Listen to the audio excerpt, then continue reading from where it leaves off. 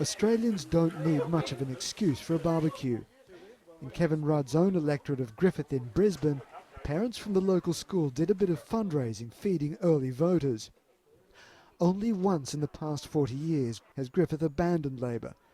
Mr Rudd has been their MP for 15 years, but polls predict a nationwide landslide in favour of the opposition Liberal Party, and that's being reflected here. The Prime Minister might lose not only the government, he could lose his own seat. Well, I think that the current government they've had a go. They've had 6 years and I think they've let us down.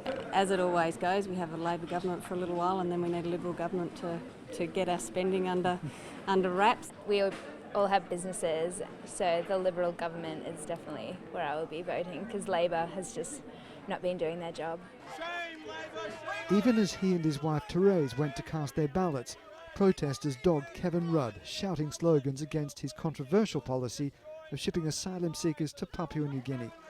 But if he had any doubts, the Prime Minister refused to let it show. He made no comments at the polling booth, but in earlier remarks he argued that the result is still open.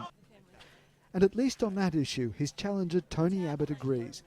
Hecklers angry with the Liberal Party's asylum seeker policy interrupted his voting too. If there is discontent with both major parties, the polls suggest it's hurt the incumbents far more than the opposition. Anything can happen today.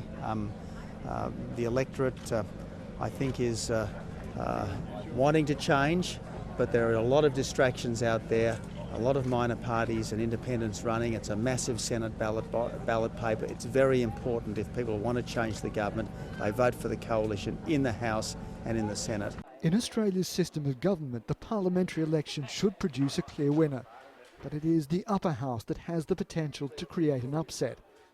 This is the Senate ballot paper for Queensland, 36 parties in all, and because of the complex system of preferential voting, we've got no way of predicting the outcome of the Senate. So although it looks as though the Liberal Party will win government, all of these minor single-issue parties mean that the Liberal Party could face a hostile upper house.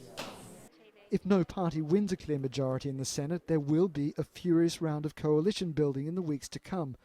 The Liberals could face a left-wing bloc with the power to force another election within the next year.